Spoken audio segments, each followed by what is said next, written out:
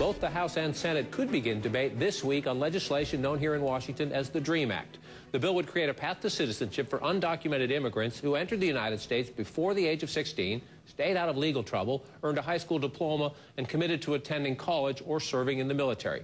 Here to discuss the bill's merits and its likelihood of passage, Illinois Democratic Congressman Luis Gutierrez and California Republican Congressman Brian Bilbray. Congressman Gutierrez, I want to start with you first. You have been fighting for this legislation for quite some time. I just checked with a Senate source who says they will try to have a cloture vote on Wednesday morning. The back half of that message was, but we're still not sure we have the votes to pass it. As you know, there are some who are saying this is a political stunt, Democrats trying to please a constituency, and they know they can't pass it. Well, you know, we tried in September. There are at least 12 to 13 members of the Senate, currently in the Senate, that had voted for it in 2006, have been a co-sponsor of the bill or voted for it in judiciary. So this is a bipartisan piece of legislation. That's why we keep stressing that, as in your description, it is an amnesty. It's the kids that came here through no fault of their own with their parents, and they joined the military and they pay back and they earn their legalization. And as you suggest, it might have a pathway to citizenship, but at the very, I mean, it's a long path. It's 10 years in this temporary status. You got to work, go to school, join the military, graduate. As a matter of fact, some estimates that only maybe 40% of those eligible will be able to qualify over that. And then you have to stay another 3 years and another temporary, so maybe 15 years before citizenship. And in the meantime, you've paid taxes and you've enriched our economy. So, Congressman Bilbray, what's your objection specifically here? We can have a long conversation in a minute about the broader immigration issues, but here you're talking about young children who were brought into this country. It was not their choice. They're brought into this country, yes, illegally, but by their parents. It wasn't their decision, or by someone in their family. It wasn't their decision. If they're behaving well, if they want to get a good education, serve in the military, pay taxes, what's the problem? John, the big problem is,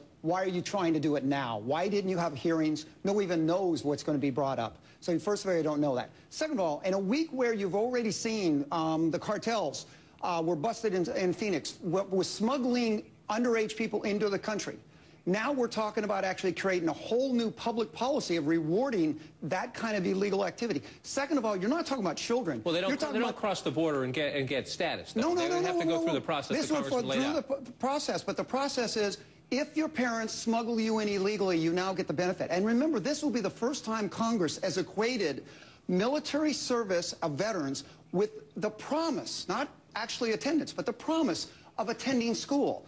That kind of concept has got people like Booyer, the ranking chairman of veterans, very upset that Congress will set a policy that an illegal going to school is equal to veteran service. But the biggest message that we got to say is the mixed message that this country continues to send to people around the world, that America will reward illegal behavior. Congressman Gutierrez, it sounds, listening to the passion of your Republican colleague here, that you have this week and next week to get this done because his party will control the House, you know, come January. Is that a fair statement, that if you don't get this done by the end of the year in this lame duck Congress, it is DOA? You know, unfortunately, I really believe that is the truth. This is the last opportunity to get some modicum of reform in our system. But I do think, John, it's important to note that my friend refers now to the drug cartels. These kids have clean records. As a matter of fact, they have to submit to a complete security background check before they're allowed to even enter the program. And it's a one-time only. I mean, if you're not in the United States at the point in which this law is signed, you don't get it. Let's say you're 11 and you've only been in the country 4 years. Guess what? When you're 18, you don't qualify. It's a very tailored program to a group of young people who can serve in the military. Let me just share with you, I've met a lot of the young DREAM activists. They love this country. They're American citizens because some of them got here when they were 2, 3, 4 years old, been to grade school, high school. This is the only country they know. It's the only country they love. It's the only country they feel any allegiance to, and they want to serve in the military. What a better way, how would I say, what's the ultimate tax a citizen can pay or a member of a society can pay to a government, if not the tax of their blood, of their limbs, of their service, of their life in the protection of that nation? John, if this was such a great idea, why wasn't it done before November when the American people would see what was proposed? Why hasn't there been any hearings? Why do we don't even see the text? We don't even see the text of what is coming forward right now. But what it's really saying is the fact that we're going to create a whole new status. And this concept of, oh, we'll only do it one time, that's what we said in '96 when we did that amnesty. You really think the people around the world are so blind to think that if you give amnesty, you start rewarding the illegal behavior, you start saying, we'll find a little niche for everybody, that doesn't send that mixed signal. And that mixed signal is why people are continuing to break our laws. Look, you can sit in Chicago. I'm on the border. I'm seeing the death. I'm seeing the cartels. They're smuggling drugs and illegals into this country. We're not sure if this DREAM Act will pass, which is a small slice of the immigration debate and the immigration pie. Is it a fair statement? It is a small one. Do you agree on this point, given that this one is so contentious and it is such a small and you would think a somewhat less controversial than some of the bigger issues in the big debate issue, that the broader question of comprehensive immigration reform that you have been pushing for years, Congressman Gutierrez, is that now a dead issue through the next presidential election, given the politics of Washington right now, at least? Well, I think the fact is it's a dead issue to talk about amnesty. The congressman and I can concentrate on going after the real culprits of illegal immigration, that's illegal employers. The congressman should be joining with guys like Congressman Shula, the bipartisan effort, to require e-verification, that we shut off the illegal employers who are creating the major magnet. But we also got to cut off the politicians who are saying we're going to reward illegal behavior. Those two draws. If you do all those things, you'll still have somewhere in the ballpark of 12 million people who came into the United States illegally, and this government, even if 100% of the American people said round them up and throw them out, how would you pay for that? John, you don't have you've got to stop paying them. Stop the employers who are paying them to stay here illegally. We have seen that across the board. We've seen the reduction whenever enforcement and economy drops off. And I think the congressman will agree. We don't have enough jobs in here for the people that are here legally. We don't have enough educational opportunities for those who are here legally.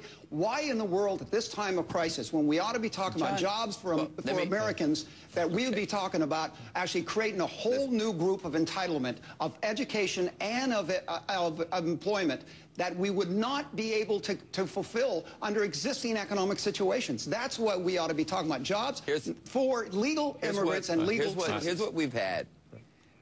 John, we just appropriated $600 million.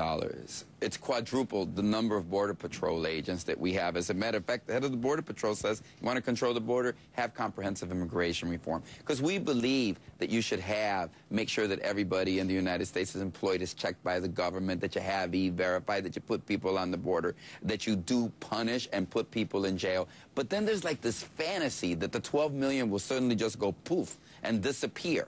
Well, you know, it's not going to happen. Many of them have deep roots in the communities in which they live. The fact is, there are 4 million American citizen children whose parents are undocumented and living in the United States of America. So all I'm saying is, we'll give you, but the policy of enforcement, I've been in the Congress now 18 years consecutively.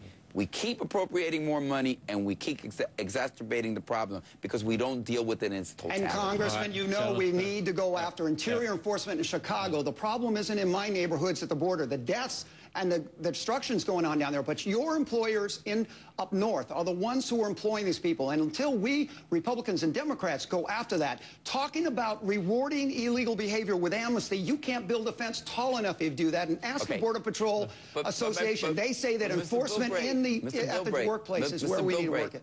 Mr. Bilbray, I know you like telling me everything I should be doing and what I should know. Here's what I do know. In 1994, your party gained the majority. And for 8 years, from 2001 to 2009, you were 6 of those years you were in the majority, and for 12 of those years you were in the majority in the House, and for 8 of those years you had the presidency. You had everything, and you didn't deal with the problem.